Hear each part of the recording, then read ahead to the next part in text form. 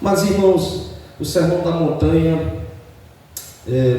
Jesus, quando pregou esse sermão, se nós formos analisar, existem vários assuntos, várias temáticas, e nós aprendemos muito com esse sermão, um sermão muito teológico, que nos ensina. E essa parte que Jesus se preocupou também em relação a acumular riquezas, nesse versículo 19, é um alerta para nós, principalmente numa sociedade em que vivemos, que muitas vezes valoriza mais o ter do que o ser, valoriza mais o que você tem do que o que você é.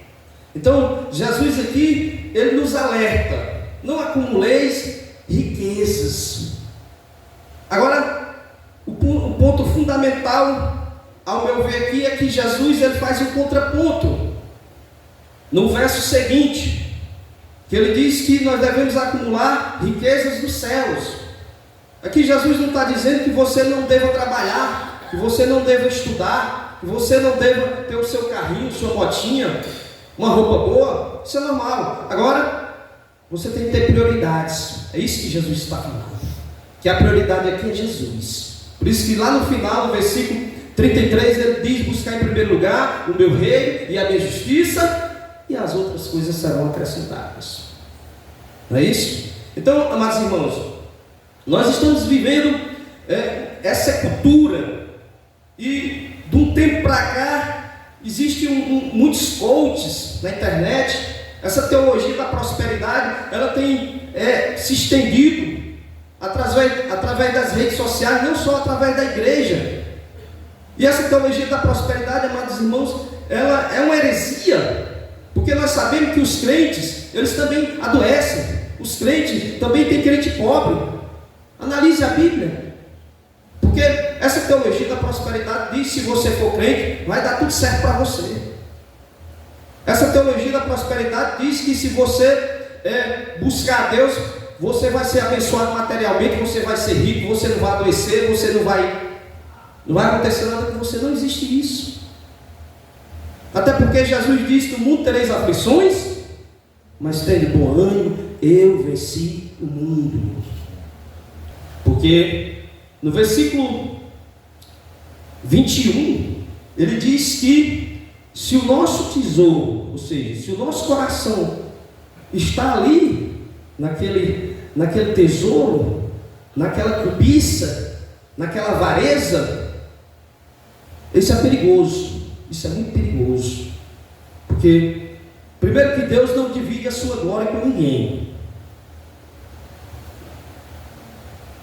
A própria palavra de Deus diz que devemos amar, em primeiro lugar, a Deus, depois ao próximo como a ti mesmo. E um dos lemas da reforma foi: só lhe deu glória. Ou seja, somente Deus merece toda honra e toda glória. Deus não se impressiona com sua riqueza, amado irmão, com seu carro, ou com 2 carros, 3 carros, sua moto. Deus não se impressiona com isso não. Deus não está preocupado com isso não. O ensinamento de Jesus aqui, a prioridade é buscar o reino de Deus em primeiro lugar, as coisas espirituais, cultivar as coisas espirituais, a comunhão com Deus, a fidelidade à sua palavra, que é difícil, né? Sabemos que é difícil. Muitas vezes nós conhecemos a palavra, nós lemos a palavra, nós oramos, mas quando é para praticar, não é fácil.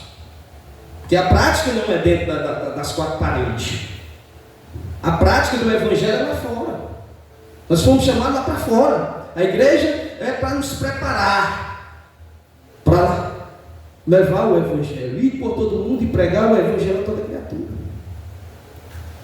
O difícil é lá fora, é praticar o Evangelho lá fora. Por isso que Jesus, ele era diferente, porque ele pregava, mas vivia o que pregava.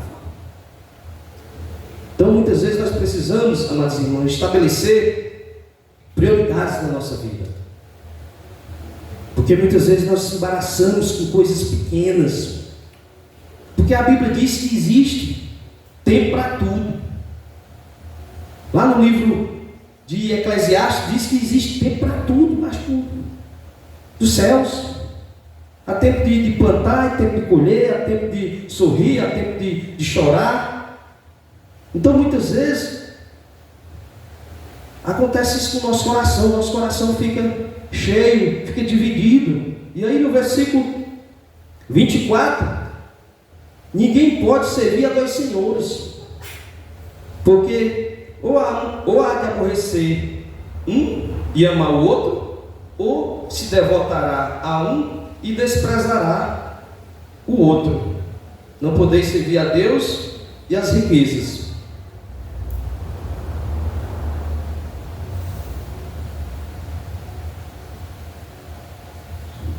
Então, meus irmãos, nós não podemos dividir o nosso coração, porque Jesus, Ele nos chama para cumprir um propósito. Porque existe uma pergunta no Catecismo Maior de Westminster que diz: qual é o fim principal do homem? Nós fomos criados, amados irmãos, para adorar a Deus, para glorificá-lo. Lá no Salmo 150 diz assim: todo ser que tem fôlego, louve o Senhor.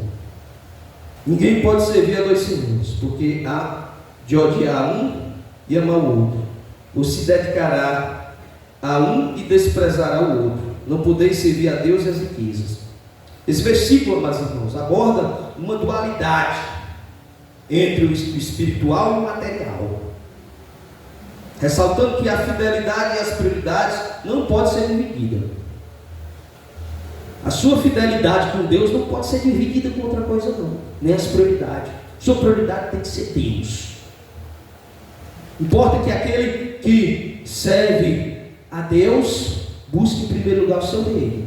Se você de fato quer se santificar, porque a Bíblia diz que é impossível você ver a Deus se você não se santificar, buscar a Deus todos os dias. É evidente que todos nós pecamos, todos nós falhamos, mas isso é uma luta constante. Paulo disse: combati o bom combate, acabei a carreira e guardei a fé.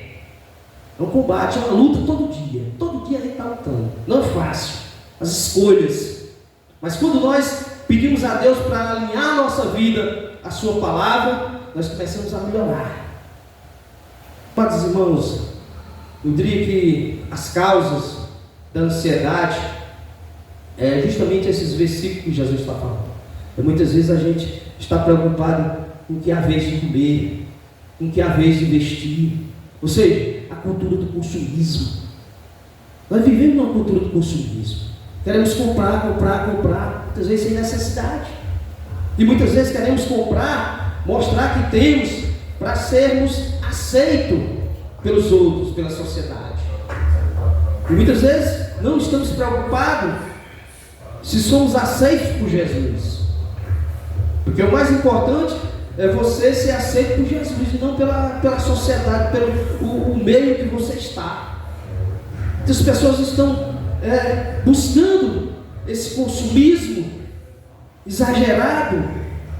Muitas vezes tem 3, 4 empregos e deixa de servir a Deus. Não tem tempo para servir a Deus. E aí a Bíblia diz: buscar em primeiro lugar o meu reino e a minha justiça, e as outras coisas serão acrescentadas. Mas, irmãos, isso aqui mostra o quê? Ansiedade mostra falta de confiança em Deus. Quando você está ansioso: não, rapaz, eu não tenho comida em casa não. Eu não sei o que é que eu vou vestir para ir para o casamento de fulano, ciclano. Falta de confiança.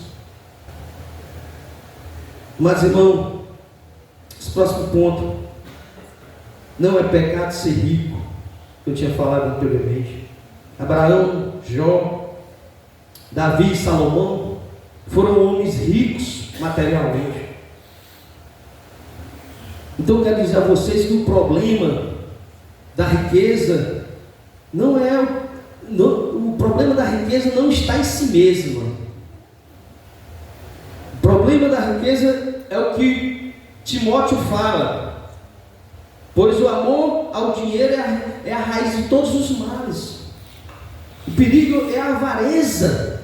É quando você coloca em primeiro lugar o dinheiro, ou a sua moto, ou o seu carro, ou sua casa, ou qualquer coisa material. Se você colocar em primeiro lugar, ou até o filho, ou o marido. Não pode. Deus é em primeiro lugar nas nossas vidas. Deixa os mortos enterrar os mortos, como Jesus disse certa vez, falando para aqueles que chegavam para ele, disse: mas eu quero te seguir, mas primeiro eu preciso enterrar meus parentes. Então deixa os mortos enterrar os mortos. Venha servir a Jesus, independente de qualquer coisa, independente das críticas, porque nós vamos sofrer críticas. As pessoas vão jogar pedra em você, vão dizer que você quer ser melhor que os outros. Mas, como disse João Calvino, o reformador, ele disse: aquilo que você vê em mim de bom é Jesus, mas aquilo que você vê em mim de ruim sou eu mesmo. Quando você olha para mim e vê alguma coisa boa, é Jesus nas nossas vidas. Nós somos bons, só existe um bom, é Jesus, é Deus. Então, meus irmãos, esses homens foram ricos. Agora, o crente ele pode ser rico materialmente. Agora ele deve usar para a glória de Deus. Paulo disse assim: quer comais, quer bebais, fazei tudo para a glória de Deus. Tudo para a glória de Deus. Você vai varrer uma igreja dessa para a glória de Deus. Você vai fechar uma porta dessa para a glória de Deus. Não é para o pastor não, você está fazendo para pastor não está fazendo para presbítero não. Você está fazendo para Deus. Quando você faz para Deus, você é abençoado. Agora quando você fica pensando: estou fazendo isso para o pastor, estou fazendo isso para fulano de tal, não estou ganhando nada, estou tocando aqui, não estou ganhando nada, não faça isso não, porque você já perdeu o seu galardão. Porque só Jesus merece toda honra e toda glória. Você é um vaso e deve glorificar a Deus pelo privilégio de estar aqui. Porque Deus nos revelou através da sua graça o seu evangelho, a sua palavra. Quantas pessoas estão nas jogatinas, nas bebedeiras? Talvez pessoas até melhores que a gente. E, graças a Deus, nós estamos aqui. Pela graça do Senhor Jesus.